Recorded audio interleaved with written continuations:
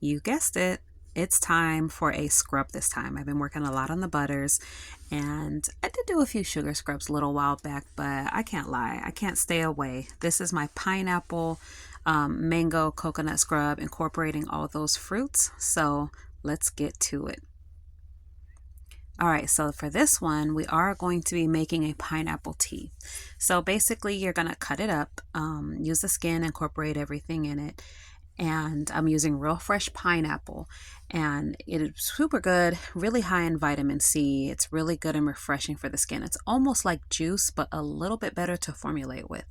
This is a hack slash key to kind of cheating with skincare. They always say you can't use real fruits and vegetables, but making a tea using the pulp and the actual whole flesh of the pineapple or of any fruit or vegetable and using and getting it extracted, not only it gives you a high yield extract of that product, but it also is pretty easy to extract and pretty stable to formulate with, and you use it in the water phase. And then this is our actual phase A. I am going to be using mango butter. That's where the mango comes from. And so I'm going to be using mango butter as the base, Olive M1000, because this is going to be a face friendly formula. And then I'm using another thickener that you guys will see linked below in the ingredients list, and coconut oil.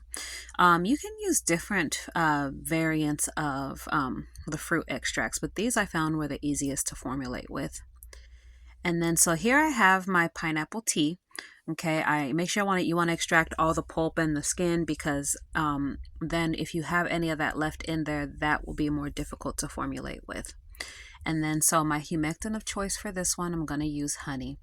And the honey adds the what I call the humectant values. It draws in water, so it's when it's on your skin, it absorbs and hydrates the skin on helps to penetrate the skin on a deeper level when it comes to the hydration. Honey is one of my go-tos, especially because I have very acne prone skin and I break out easily. This is something that has really helped my inflammation, and it's naturally antimicrobial. So you're going to get those values in there when you use it on the skincare. And it's pretty easy to preserve. I have not had any issues preserving it. You will need to use a broad spectrum preservative, as you're going to see me put in later in this video. But honey, you could use vegetable glycerin if you wanted to make this vegan, or even like a little bit of sodium lactate. But you just have to. Honey is easy to incorporate, because with other things you have to know certain percentages to make sure that it's safe use for skin. So I chose honey. And then, so now that our first phase is melted, we're going to be combining phases A and B. And this is going to be our beautiful emulsification process. So this is kind of like making a lotion, really. And I will be doing a video on that soon. But you're going to blend it together. And when you blend it, you want to be sure that they are, that like your water phase, because your heated phase right now that you heated is hot. You can heat the water phase. However, the honey's delicate, so I personally don't like to heat my water phase, but I make sure that it's not too cold, that it's at least a relatively warm room temperature. And then so I mix it around, and then it should emulsify. And when it emulsifies, it should not be chunky or clumpy. You either need to add more water or reheat it. And then I'm using a little bit of colorant. If you wanted to use turmeric here at this point, you could. It probably would have been a little bit brighter, but I just wanted to use mica. It's what I had on hand. Some of my turmeric is still in storage, but mica's fun. It's easy to formulate. It's stable. And then there goes my broad spectrum preservative. I always use Germall Plus because it is the easiest to formulate with. pH wise, it doesn't affect the smell, it doesn't affect the texture. I've had a few bad experiences with that happening with some of my prior products. As soon as I added in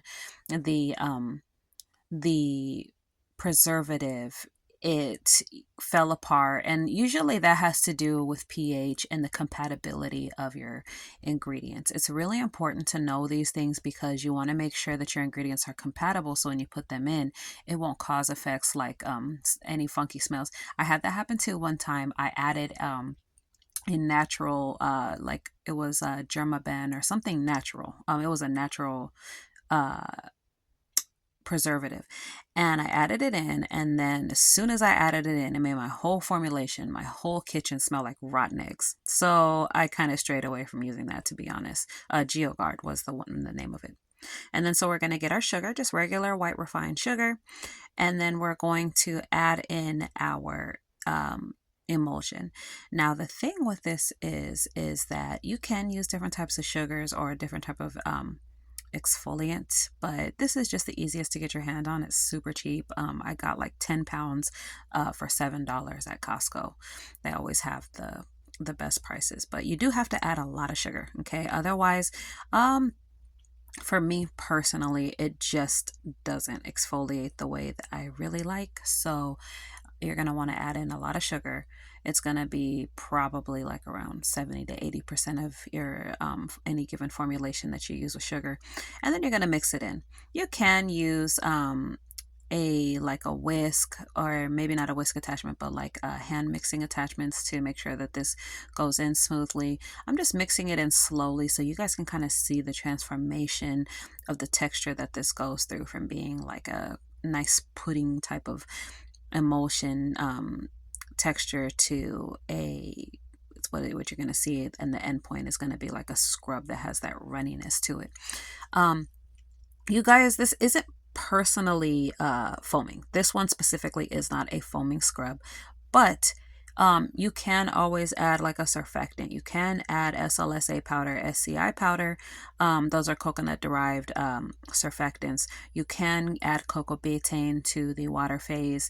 You just would have to play around with the percentages a little bit, but you totally could change certain properties of the formula. So this is the final texture here. And I'm going to go ahead and do the scoop test for you guys so you guys can see. We all have to see the scoop on the scrub. And so as you can see, it's nice and thick, but it's very spreadable. And it does kind of have a lather to it, even though it isn't necessarily foaming. I do like these types of scrubs because they're super gentle on the skin, and they really just give you that glow. So let me know how you guys like it.